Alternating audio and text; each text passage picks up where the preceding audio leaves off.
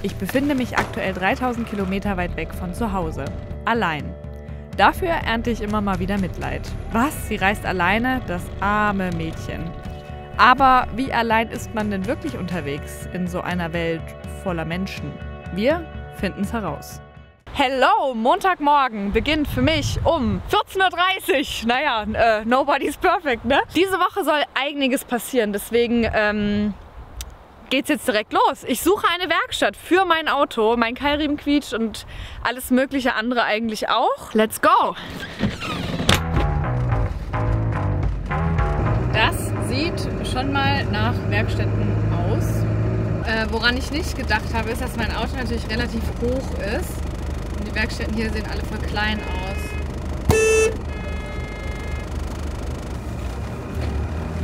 Hi! Fiat? Der ist ja nett.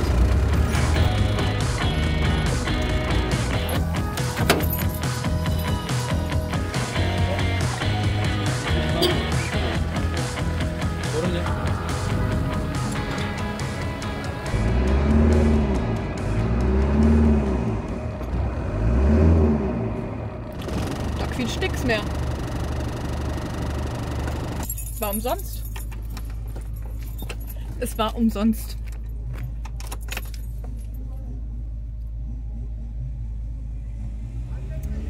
Ey, die Türken sind so krass. Warum nimmt er kein Geld von mir? Ich will das doch bezahlen.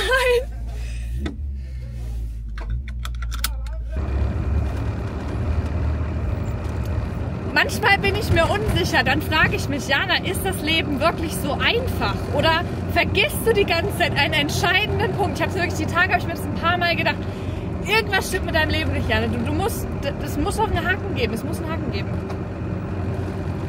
Warum gibt es gerade keinen Haken? Das belastet mich.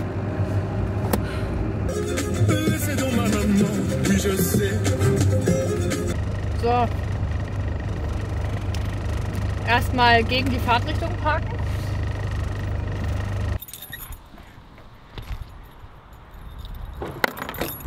Ach, meine Tür klemmt wieder.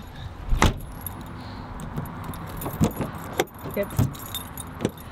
Seit ich mein Wohnmobil gekauft habe, ist diese Tür so ein leicht defekt. Also man kann die manchmal nicht abschließen. Und es ist total lustig, als ich damit quasi zum ersten Mal nach Hause kam mit dem Wohnmobil, habe ich das halt dann erst gemerkt. Das habe ich halt beim Kauf noch nicht gemerkt. Und ich dachte mir damals so, oh mein Gott, mein Wohnmobil ist quasi kaputt, man kann die Fahrertür nicht abschließen. Dabei war das irgendwie auch so das kleinste Problem bisher bei dem Auto. Antalya ist ja so krass, man sieht es jetzt leider nicht so, aber Antalya ist eingekettet, umrandet von einer Bergkette, ist das richtig gesagt? Ist perfekt, ich Lieblingslieder auf Dauerschleife. Ich fühle es gerade voll. Ich bin im kompletten Chaos.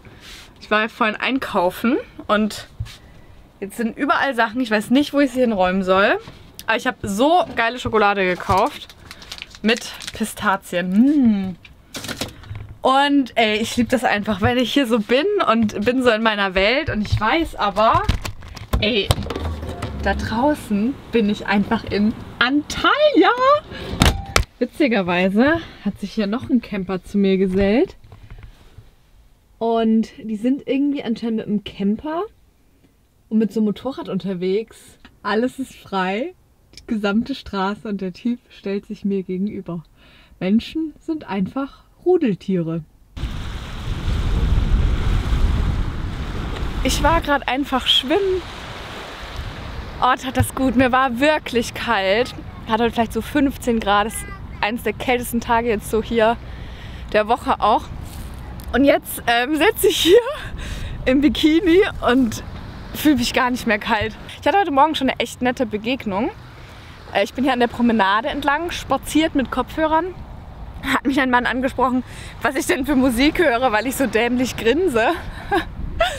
Und naja, dann haben wir uns so ein bisschen Musik vorgespielt. Das war eigentlich ganz lustig, der konnte auch gut Englisch.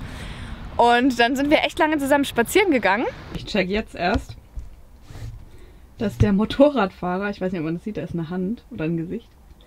Der Motorradfahrer, der hat hier vorne geschlafen in der Fahrerkabine. Wir sind zu viert unterwegs. Also in dem Auto hier direkt ist ein Pärchen und der Motorradfahrer, der im Fahrerraum schläft. Und dahinter ist noch ein Typ in so einem Truck.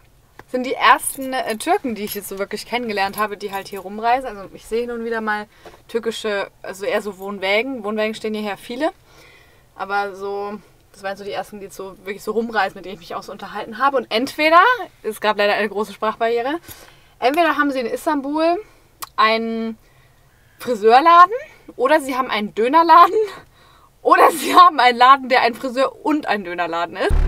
Ich hatte wirklich noch nie so eine soziale Reise wie gerade diese hier durch die Türkei. Das liegt zum einen am Land und den Leuten, aber wahrscheinlich auch ein bisschen an mir. Auf meinen ersten Reisen war ich ziemlich mit mir beschäftigt und war auch noch so ein bisschen kontaktscheu. Aber mittlerweile habe ich so meine Freude daran, einfach irgendwo aufzutauchen und zu schauen, was passiert. Wieder ein sehr spannender Ort hier. Ich bin einfach jetzt ein bisschen Richtung Innenstadt gefahren und hier auf so einen Parkplatz. Und hier wohnen schon wieder diverse Leute in ihren Wohnwegen. Ich meine, man kennt die Hintergründe immer nicht. Also zum einen ist Camping schon auch jetzt Trend geworden in der Türkei. Aber sicherlich vielleicht auch einige Leute aus finanziellen Gründen. Ich weiß es ja nicht. Ich mag solche Orte immer. Fühle ich mich nicht so alleine. Und es sind ja auch spannende Menschen. Also die sehen schon so interessant aus. Ja, nur Typen natürlich, ne? Also nur Männer. Ich habe hier, gut, Pärchen, klar, habe ich schon gesehen. Aber so eine Frau allein in so einem Karawan habe ich noch nicht gesehen. Aber deswegen bin ich ja jetzt hier. Für die Frauenquote. Ich hatte ja letztens eine Tramperin mitgenommen, eine weibliche Tramperin. Und ich dachte, jetzt ist die Chance. Aber sie konnte halt gar kein Englisch. Und beim Autofahren über den Übersetzer geht ja dann auch nicht. Und das war irgendwie ein bisschen schade. Wo sind denn die Frauen hier, Mann? Ich will Frauen kennenlernen. Wo sind sie? Ich habe ja so ein Thema mit Gläsern oder Tassen. Und was ich hier in der Türkei schon für Tassen gekauft habe. 6 Stück. Ich habe ja schon 6 Tassen gekauft. Ich glaube selber nicht. Aber die haben ja auch so interessante Modelle, finde ich.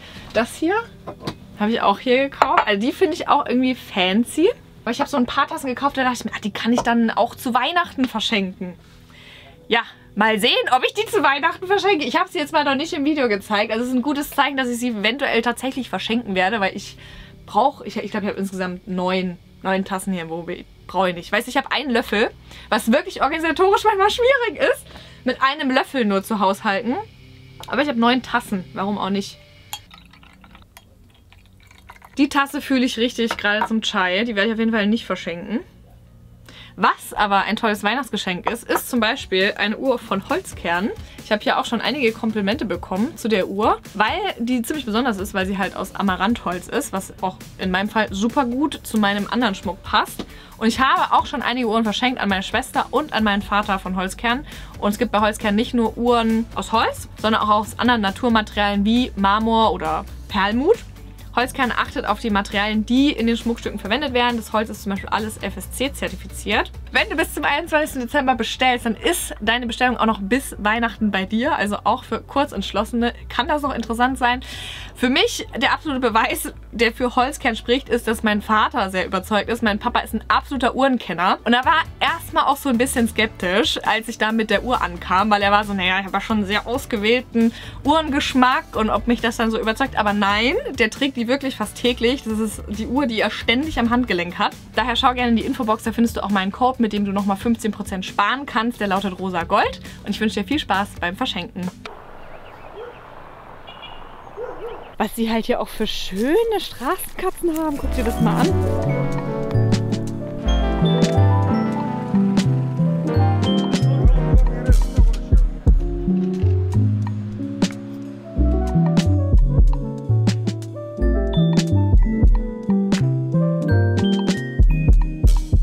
Exactly, I don't know where I'm from, but often I say that I'm from Russia. Republic called Tatarstan and the city called Kazan, but it's not only the one right answer because I don't know from which city, from which place I am, because I'm from. It's like about I'm from many places, you know. So where you feel home? Here. Yeah. Just here, right now, you know. Not in Turkey, I mean. It's a beautiful word. Just here, you know.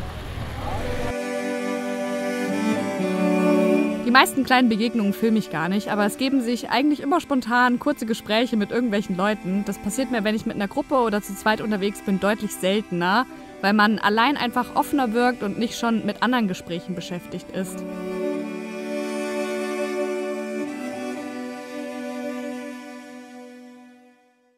Folgende Situation, mein Strom ist leer und es ist aber erst 20 Uhr, das ist immer ein bisschen deprimierend.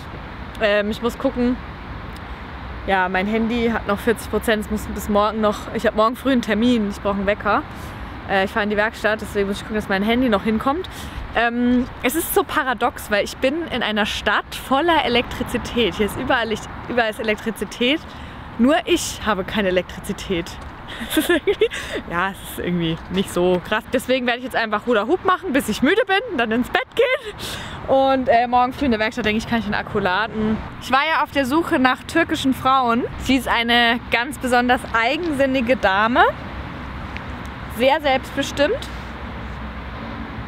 Total süß. Kann aber leider kein Englisch.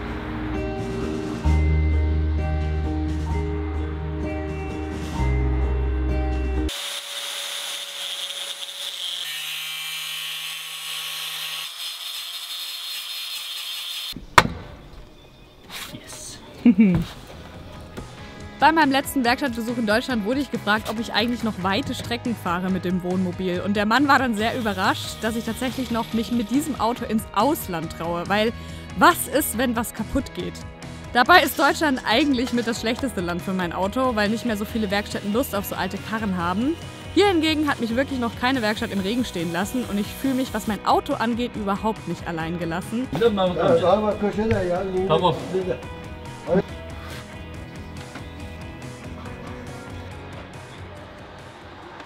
Barisch ist aufgefallen, dass hier hinten bei dem Fenster bei mir das Fliegengitter fehlt. Das ist schon ewig so. Und er hat anscheinend genau dieses Fenster letztens bei jemandem ausgebaut und hat jetzt hier ein Fliegengitter für mich. Das ist so cool. Nice. Okay. But what is the problem? First we need to find the problem.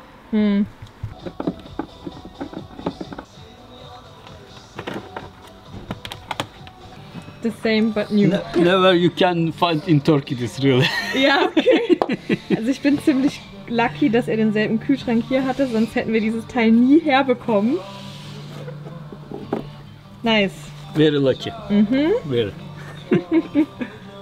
And from here coming gas, you know this is fighter.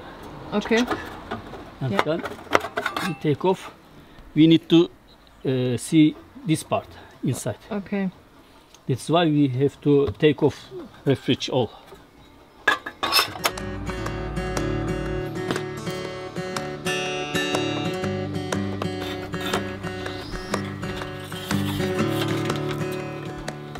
Der Moment der Wahrheit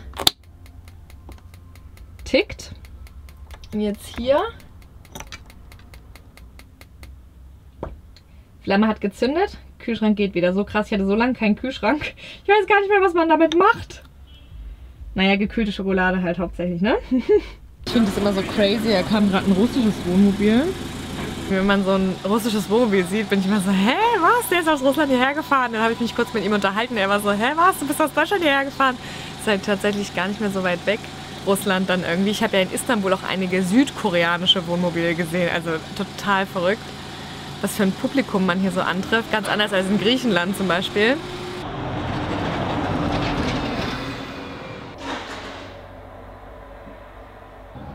Barisch macht hier noch die letzten Sachen. Der Muezzin singt auch im Hintergrund. Und hier wachsen einfach Mandarinen am Baum. Ich glaube, ich habe noch nie eine Mandarine vom Baum gegessen. So eine frische, wisst ihr? Ups.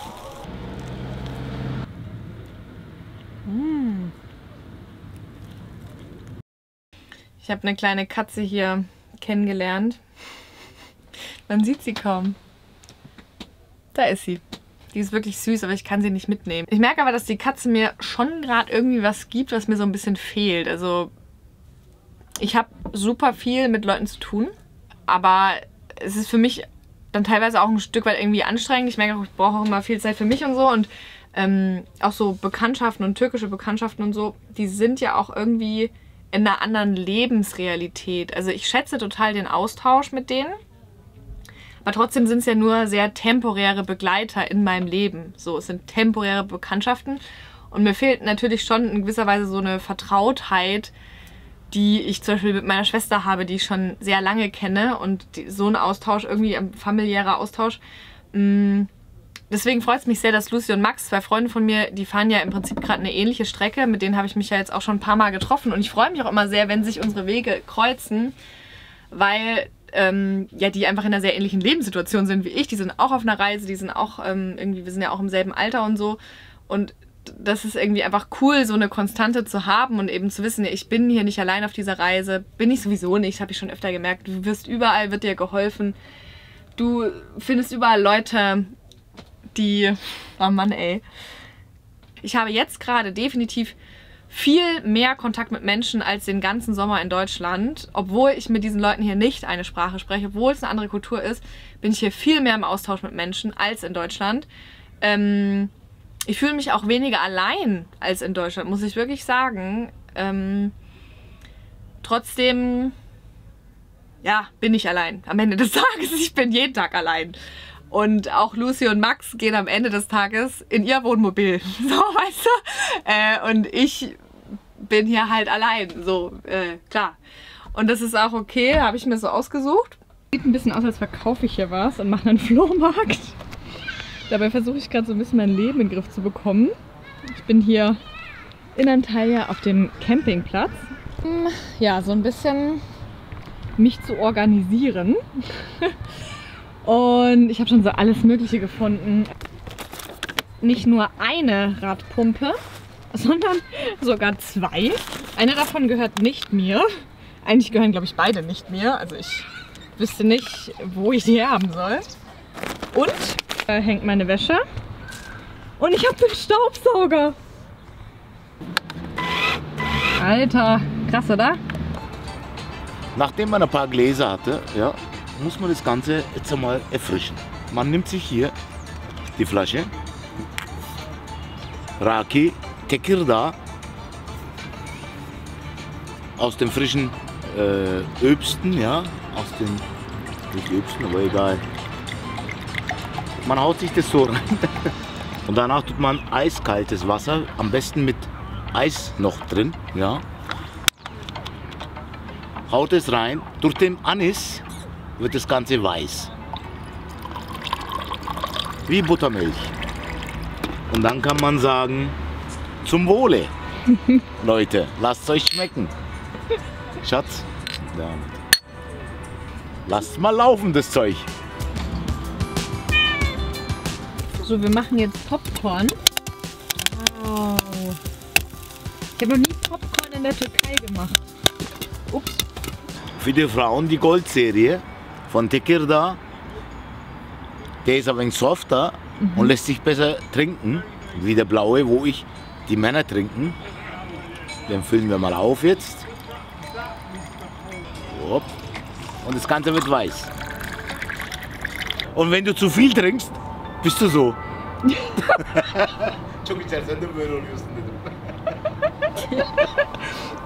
Und wenn du es verträgst, bist du so wie ich.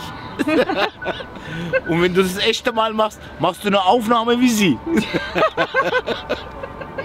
Zum Wohle.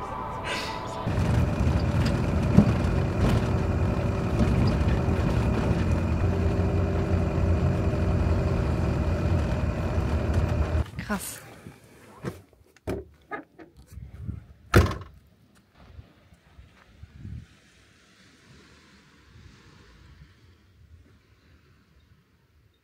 Ich kann es gerade noch nicht richtig glauben, dass ich hier sein darf an diesem Ort.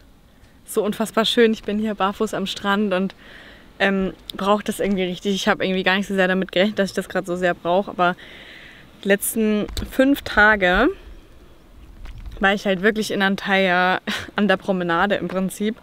Tag und Nacht, die ganze Zeit Autogeräusche und bla bla. Oh Gott, Hilfe! Ihr seid ja sehr süß. Gehört ihr hierher, ja? Ist das eure Hut? Ist okay, wenn ich hier parke? Ist das gut? Passt das so? Ist das ein Ja? Manchmal fühle ich mich fast schlecht, weil ich so ein gutes Leben habe. Ich weiß auch nicht. Jetzt bin ich hier mit meinen Hundefreunden. Und trotzdem, also das Auto hat mir niemand geschenkt und es hat mich auch niemand hier in die Türkei gefahren. Also ein bisschen was musste ich schon auch selber tun, um mir das zu ermöglichen. Und trotzdem fühle ich mich gerade hier in der Türkei so ein bisschen scheinheilig, weil ich liebe die Türkei ja voll. Es ist voll das tolle Land. Aber ich bin trotzdem froh, nicht hier geboren zu sein. Also die Wahrscheinlichkeit, dass ich das mache, was ich gerade mache, aber hier in der Türkei geboren wäre, ist einfach um einiges geringer. Ich werde jetzt hier mich hinlegen und warten, bis die Sonne weggeht. Tschüss.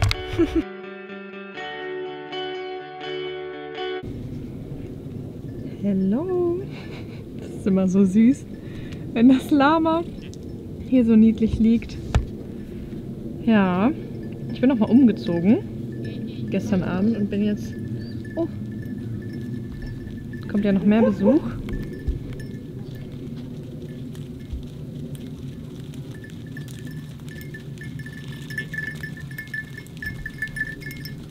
Bin jetzt hier bei Lucy und Max, die da vorne stehen. Na? Ja, wie geht's dir? Gut. Wow, heute tolles Wetter, oder? Ja. Schöner Sonntag. Ja. Für dich kein Sonntag. Tag Für wie jeder mich? andere, oder? Für mich Ja. jeden Tag feiern. Jeden Tag. Mach jeden Tag fest für mich. Jeden Tag fest für dich? Ja. Oh, das ist aber eine schöne Einstellung. Ich dachte, du sagst jetzt jeden Tag Arbeit. Nein, nein. Nein, jeden Tag nein. feiern. Das ist gut.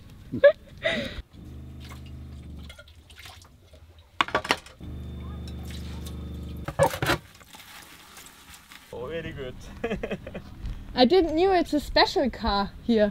For Turkey, special car because Turkish economy is very close for okay. model year. Model year 1990. 1990. It's 34 years old. 34. Yes. Oh, very good. Ich habe jetzt noch neue Nachbarn bekommen, eine Familie, die da drüben grillt.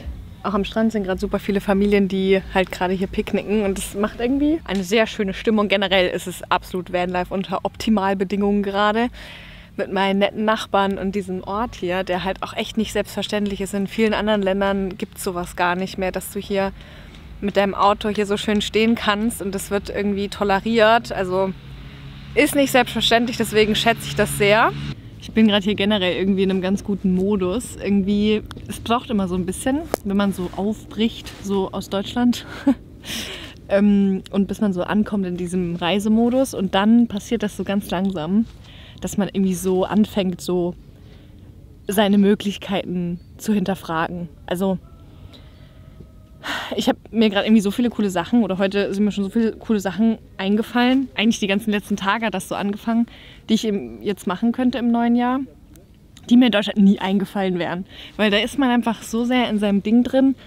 Und das ist für mich ein schwieriger Balanceakt, weil ich immer denke, boah Jana, wenn du irgendwie in Deutschland irgendwie dein Horizont irgendwie so klein ist, dann darfst du nicht mehr nach Deutschland, dann musst du nur noch reisen, damit du merkst, wie groß die Welt ist und dass irgendwie einfach diese deutsche Art irgendwie nicht, dass sie dich nicht so runterzieht. Aber das ist natürlich nicht die Lösung, ne? Ich bin ja total gerne in Deutschland, da ist meine Familie, da ist meine Freunde, so.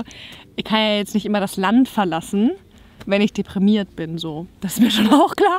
Es wäre schon optimal, wenn ich es auch in Deutschland schaffe, einfach einen Blick für die Welt zu behalten und für meine Möglichkeiten. Jeder, der irgendwie auf Reisen ist, der weiß, was ich meine, oder der schon mal das erlebt hat, dieses Gefühl, wenn man auf einmal so wirklich denkt, man geht durch so ein Tor und man denkt sich, ach krass, das ist möglich.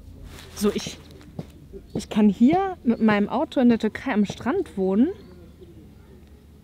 Das ist möglich einfach. Das ist möglich. Es ist nicht mal teuer, nein, gar nicht. Also ich habe hier geringere Lebensunterhaltskosten als in Deutschland. Auf jeden Fall versuche ich mir jetzt alles aufzuschreiben, was ich mir heute überlegt habe.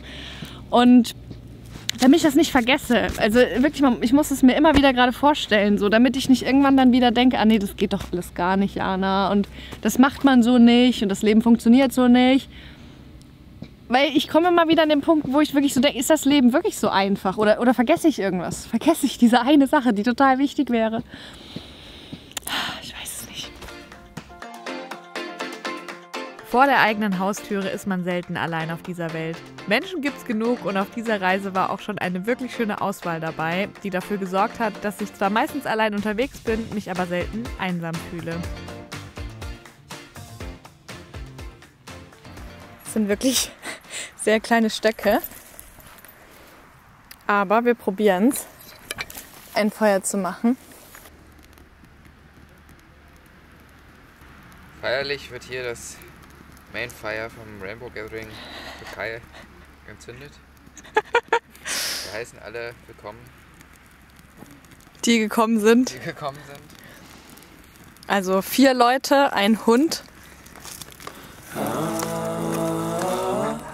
Things will get better.